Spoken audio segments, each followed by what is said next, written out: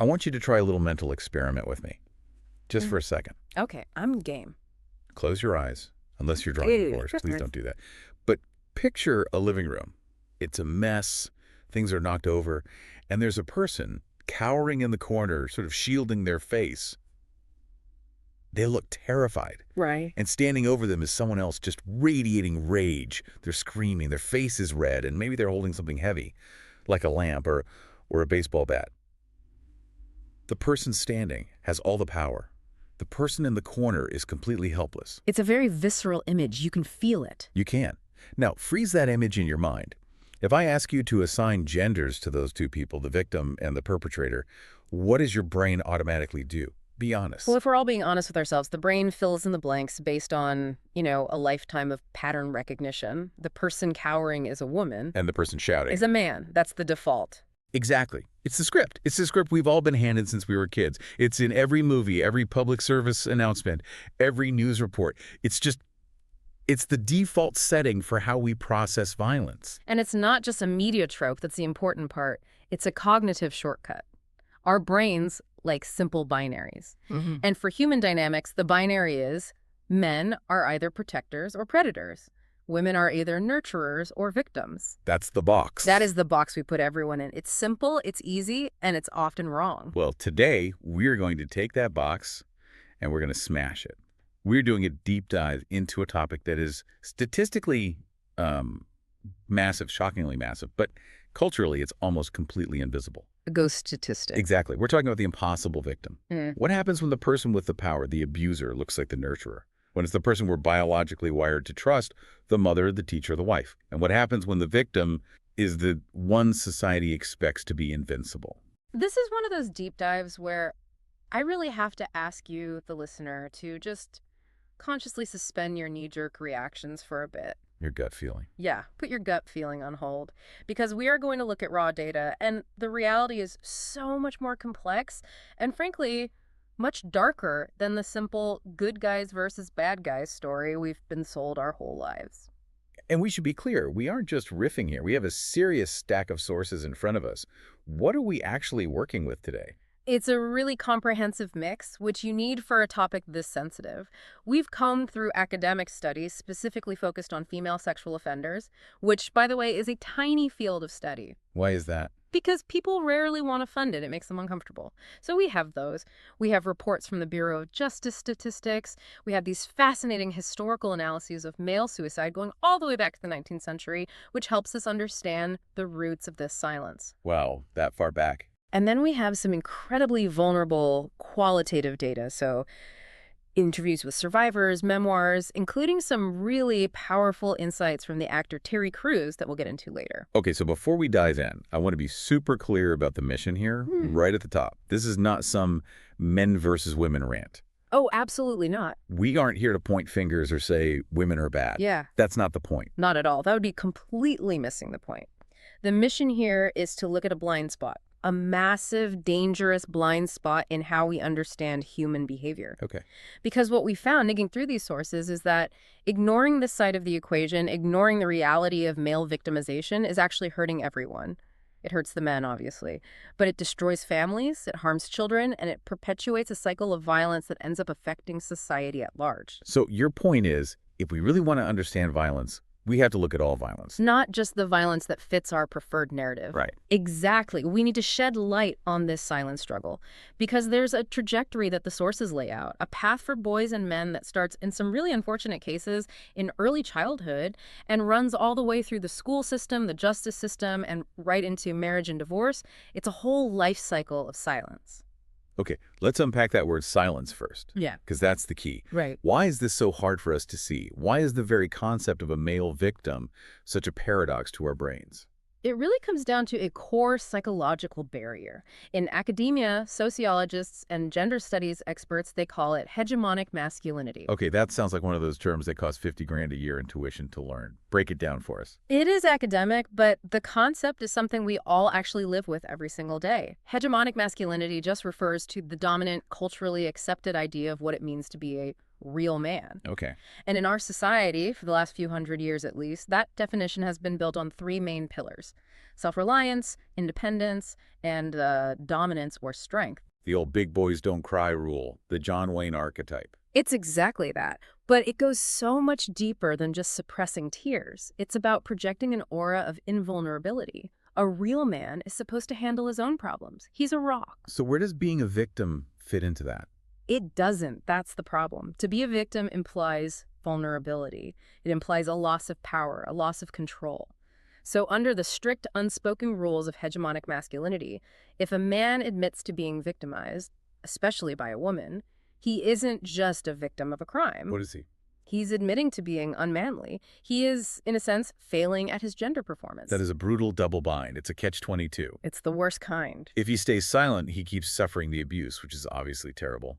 But if he speaks up, he risks losing his status as a man in the eyes of society. And often in his own eyes, which is the real tragedy the sources highlight over and over, we read these accounts of men who feel this profound, soul-crushing shame, not just because they were hurt, which is trauma enough, but because they let it happen. They blame themselves. Completely. They feel like they should have been able to stop it because they're physically stronger or because they're supposed to be in charge of the situation. So that shame becomes the lock on the door, but it feels like society holds the key and we just refuse to turn it. That's a really great way to put it. The silence isn't just internal, it's enforced by the culture around him. I mean, imagine a man walks into a police station today, right now, and says, "My wife is beating me." Yeah. What is the first reaction? It isn't usually immediate sympathy or a rush to protect him. It's confusion. Disbelief, maybe? Disbelief, and historically, and often still today, it's mockery. You let a girl do that to you. The questions are immediately about his failure, not her crime. I want to trace this life cycle of silence you mentioned, Mm-hmm. because when we went through the sources, it became so clear that for many of these men, this dynamic doesn't just pop up in a bad marriage at age 30. No, it starts way back. It starts right at the beginning. It starts in the home. We have sources here that discuss maternal abuse, and this feels like the ultimate taboo. It's the thing we just do not want to believe happens. It's unthinkable. It really is. Huh. In the research on female offenders, they have a name for this. They call it the myth of innocence. The myth of innocence. Yeah. We have this deep-seated biological and cultural belief that women are naturally, inherently nurturing, that the very state of motherhood is synonymous with safety. And for the vast majority of people, thankfully, that is absolutely true. But we have to be willing to look at the edge cases to understand the whole system. And the data shows. The data shows that female perpetrated abuse against children, and we're talking neglect, physical violence, emotional abuse, and yes, even sexual abuse, is real, and it is statistically significant. And because we just assume women are nurturers, we miss the signs. Is that the idea? That's exactly it. We don't look for it. The sources suggest that if a child comes to school with bruises and says, "Mom did it," teachers and other authority figures are statistically more likely to look for alternative explanations than if that same child says, "Dad did it." Wow. But think about the psychological impact of that specific betrayal. A child is wired, I mean literally, biologically hardwired, to trust their mother for survival. She is the source of food, warmth, safety. For a small child, she is the entire world. The entire world. So when that primary caregiver, that one person you're supposed to be able to trust unconditionally, becomes the source of terror or the source of sexual confusion, Yeah. it just shatters the most fundamental attachment a human being can have. The research used a phrase that really stuck with me. It leaves these children psychologically alone. It's a chilling phrase, isn't it? It means they have no safe harbor in the world, no one to turn to, and it sets this devastating pattern for the rest of their lives. If the person who's supposed to love you most is the one hurting you, what do you learn? You learn that love is pain. You learn to associate intimacy with chaos. You associate care with control. And that trauma often mirrors itself in their future relationships. The sources show they might unconsciously seek out partners who treat them the same way because, as twisted as it sounds, that chaos feels like home. It feels familiar. So we have a boy who maybe learns early on that female figures can be dangerous or confusing. Then he goes off to school. And this is where we run into a very specific and I think a very dangerous cultural myth, the teacher lover. This was one of the most insidious narratives we found in the entire source stack. You see the story in the news every so often. Wow. A female teacher, maybe in her 20s or 30s, is caught having a sexual relationship with a male student, usually a teenager. And the way pop culture treats this is, well, it's just bizarre. It's almost treated like a comedy trope. Bizarre is putting it lightly. It's often treated as a joke, or even worse, a high-five moment. The lucky boy narrative. Right, what a lucky kid. You see comments online, even from other adults, saying things like, "Nice job, kid," or "Where was she when I was in high school?" It's just staggering. It's framed as a rite of passage for him, like he won some kind of lottery. Exactly. But the sources are crystal clear. This is abuse. It is a crime. It is a profound violation of trust. We looked at a study that analyzed educator sex offenses. They found that 26% of the perpetrators were female. 26%. A quarter. A full quarter. That is not a statistical anomaly. That is a significant portion of the offender population. That is much, much higher than I would have guessed. I think most people, if you ask them, would guess it's like 99% male perpetrators. And it gets even more specific and, frankly, more disturbing. A UK study looked at what they call abuse of trust offenses. So this is specifically where someone in a position of authority, a teacher, a coach, a youth leader, takes advantage of a minor. Okay. They found that women in these roles perpetrated these offenses at a much higher proportional rate than men in similar positions. The numbers were 13% for women versus 1.6% for men. Whoa, wait, say that again, 13% versus 1.6. Correct. So what that suggests is that when women in these roles choose to offend, they are very often offending down the power hierarchy against someone more vulnerable. And researchers have actually developed typologies for these female offenders, right? Yeah. To help us understand them, because they don't fit that typical violent predator profile we associate with male offenders. That's right. They're trying to figure out the motivations because they're often different. So what are the categories? How do they classify them? The most common one is the teacher lover, which is the one we're discussing. This offender typically seeks an emotional connection, often with adolescent boys. She convinces herself, and more importantly, convinces the boy that it's a real romance, not abuse. She tells herself a story. A story where they're soulmates, and age is just a number. Then you have what's called the male accomplice. These are women who offend alongside a male partner, often out of fear or a twisted desire to please him. And then you have what they call predisposed offenders, where the sex offending is just one part of a larger criminal lifestyle or sociopathy. Let's go back to the boy in that teacher liver scenario. Mm-hmm. The whole world is telling him he's lucky. His friends at school might be jealous. But what is he actually feeling on the inside? Confusion. Deep, isolating confusion. The sources describe boys who feel physically aroused because that's just biology, that's how the body works, but emotionally they are completely traumatized. Right. The body and the mind are having two totally different reactions. Exactly. They know on some level it's wrong, they feel the power imbalance, but they also feel like they should be enjoying it. Society is telling them this is a good thing. It's a form of gaslighting their own trauma. It's a perfect description. It completely distorts their view of sexuality.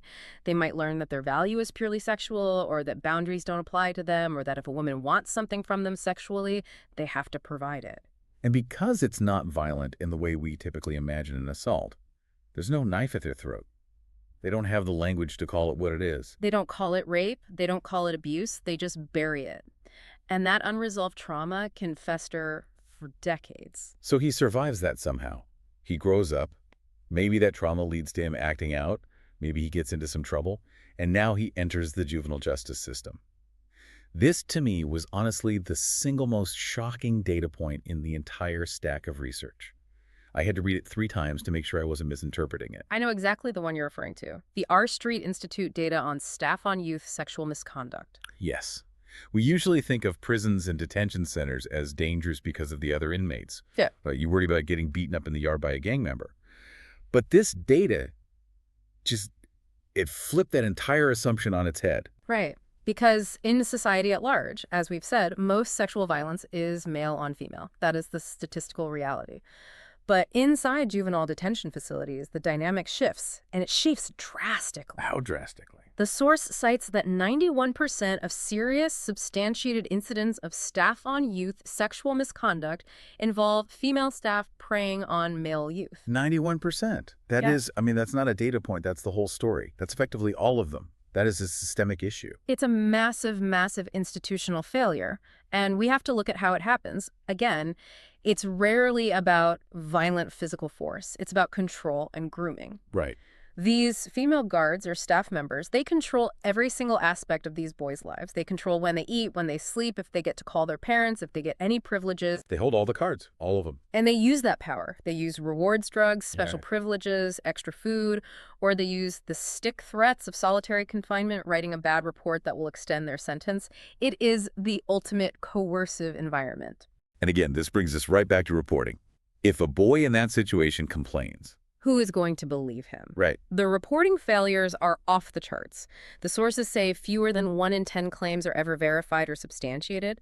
The entire system is designed to catch male predators. It has these enormous blinders on when it comes to female predators. so the system sees a woman bringing a boy extra snacks and thinks, How maternal. What a nice thing to do. They don't think this is the first step of grooming. it feels like there's a theme here. The abuse is camouflaged by our own biases. We see a woman being nice or romantic, and we are literally unable to see the predator underneath. We lack the visual vocabulary for female predation. It doesn't compute. So, okay, let's follow the timeline. We have a boy who maybe had a rough start at home, got deeply confused by a teacher, and was then exploited in detention. Now he's an adult, he enters the dating world, he gets married. And now we enter the realm of intimate partner violence, or IPV. And this is where the conversation often gets very, very heated. It's a politically charged topic. But again, our job here is just to look at the data provided in the sources. And the expert analysis consistently points to something called bidirectional violence. Which means it goes both ways. Correct. The popular narrative, the one we started with, is that domestic violence is a one-way street. A man beating a woman. And we have to be absolutely clear. That happens. It is a scourge. It is deadly. We are not diminishing that in any way. Of course not. But the studies show that in terms of initiating physical aggression, the first slap, the first push, throwing the first object, the rates are often surprisingly similar between men and women. Really? So women are starting the physical altercations just as often, according to this data? In many demographics and relationship types, yes. Women slap, kick, throw things, scratch, bite. The difference, and this is absolutely crucial distinction, is usually the consequence. The damage done. Exactly. A man is typically larger and stronger, so when he hits back or when he initiates, he does more physical damage. He breaks bones. He leaves visible marks. This skew in injury severity is partly why the male perpetrator narrative is so dominant, because the evidence is more visible. The bruises tell a story. So the violence might be initiated at similar rates, but the impact is skewed. That makes sense. Generally, yes. But the sources are quick to mention that women have ways of equalizing that physical power difference. Weapons. Yes. The use of weapons to neutralize a size and strength advantage. We're talking about knives from the kitchen, broken glass, heavy household objects. We saw reports of boiling water being used, cars being used as weapons. When you feel you can't win a fist fight, you grab a tool. So the physical danger to men is very real. But the abuse isn't just physical. The sources go into so much detail about the psychological warfare. And this is arguably more damaging in the long run. They call it coercive control. And it's the exact same tactical playbook that male abusers use on women. It's about breaking them down. What does that look like in practice? It starts with isolating the partner from their support system, from friends and family. I don't like your friends, you shouldn't hang out with them. Your mother is always interfering. Then it's controlling the finances, so he can't leave or doesn't have access to his own money. So he's trapped. Trapped. And then monitoring his phone, his emails, demanding his passwords, and of course, gaslighting. Making the man doubt his own reality. Constantly. You're crazy. I never said that. You're just imagining things. You're too sensitive. It's a relentless campaign designed to erode his confidence and his grasp on the truth until he doesn't trust his own mind anymore. There was a quote in one of the qualitative studies that really it broke my heart. It was from a man describing his experience, and he said, "I feel like a girl." I remember that one. And it ties right back to the hegemonic masculinity we started with. The abuse is designed to target his identity. If he's being beaten or controlled or belittled by a woman, he feels he has lost his gender identity. It's an attack on his manhood. It is. That phrase, "I feel like a girl," is his way of saying, I have lost my manhood. I have failed at the one thing I was supposed to be. And that shame is paralyzing. It's what keeps him silent, because to speak of it out loud is to confirm his greatest fear about himself. Which brings us to the question everyone always asks. Why don't they just leave? We ask this about women all the time, and we're finally starting to understand the complexity there, but we rarely ask it about men. The assumption is he's a guy, he's bigger, he could just walk out. And the sources show the reasons are almost identical to why women stay. Financial dependence is huge, especially if she's the primary breadwinner. Fear is huge. Fear of violence, fear of what she might do. He might still love her and hope she changes. But the number one reason, consistently across all the studies, is the children. They're afraid of losing their kids. Terrified. And with good reason. This brings us to what the sources call the battered husband syndrome and the legal trap. Men are profoundly afraid of the system. They have this deep-seated fear that if they call 911 to report that their wife is attacking them, the police will show up, they'll assess the situation based on visual stereotypes, they'll see a crying woman and an angry-looking or stoic man. And they'll arrest the man. And they will arrest the man. It happens all the time. The sources call this secondary victimization. Explain that. It's when the victim finally gets the courage to seek help, and the very institution that is supposed to help him turns around and treats him like the perpetrator. It's a betrayal by the state, by the system that's supposed to protect you. It is. And abusers know this and they exploit it. There is a profound fear of what the sources call legal and administrative aggression. That's a mouthful. It is, but it's a specific tactic. It's where the court system itself becomes a weapon. Filing false accusations of abuse to get the upper hand, using restraining orders as a tactical move in a divorce. Men are acutely aware that the historical bias in family court generally favors the mother. And the abuser knows this too. So she can use that as a threat. And it's the ultimate threat. It's explicitly stated, if you try to leave me, I will tell the court you hit me, and I will make sure you never see your kids again. That is a terrifying threat because it's plausible, it's effective, and that segues perfectly into the legal and cultural trap that we're discussing. Sure. We have sources here that critique the Violence Against Women Act, or VI Wave Away. Now, obviously, protecting women is crucial. No one is arguing against that. But for a second, it's done a lot of good. But the critique in the source material is nuanced and interesting. What is the critique? The critique, articulated by researchers like Warren Farrell and others, is that the legislation, however well-intentioned, effectively creates a two-tier system of victimhood. By framing domestic violence almost exclusively as a civil rights violation against women, it leaves male victims in a kind of legal gray area. It doesn't give them the same standing. How does that actually play out in the real world? What does that mean for a guy who's being abused? It comes down to funding and infrastructure. VASVWA funds shelters, hotlines, and support programs specifically for female victims. That's great. We absolutely need that. But there is almost zero reciprocal funding or infrastructure for battered men. So where does he go? Exactly. Where does a man go with his children if he's fleeing a violent wife? There are almost no domestic violence shelters in the entire country that will take a man and his kids. He ends up sleeping in his car or at a motel if he can afford it, or more often than not, he goes back to the abuser because it's the only roof he has. So the law essentially acknowledges one victim and ignores the other. And culturally, we do the exact same thing. I mean, just think about television. How many times have we seen a sitcom or a movie where a woman slaps a man across the face? Constantly. It's in everything. It's a staple. Or kicks him in the groin. And the laugh track plays. Yeah. It's presented as comedy gold. Right. It's what one source called the hero hat problem. A man is expected to take it. If a woman hits him, he's supposed to be stoic and just stand there. If he complains about it, he's a wimp. And if he dares to hit back to defend himself, he's a monster. He is no good move. There is no good move. We have so thoroughly normalized violence against men that we've turned it into entertainment. There was a really interesting, slightly lighter but very revealing anecdote in the sources about the frog farmer. Can we talk about that? Yes, that's from the work of Alison Armstrong, who studies relationship dynamics. It's a metaphor she uses.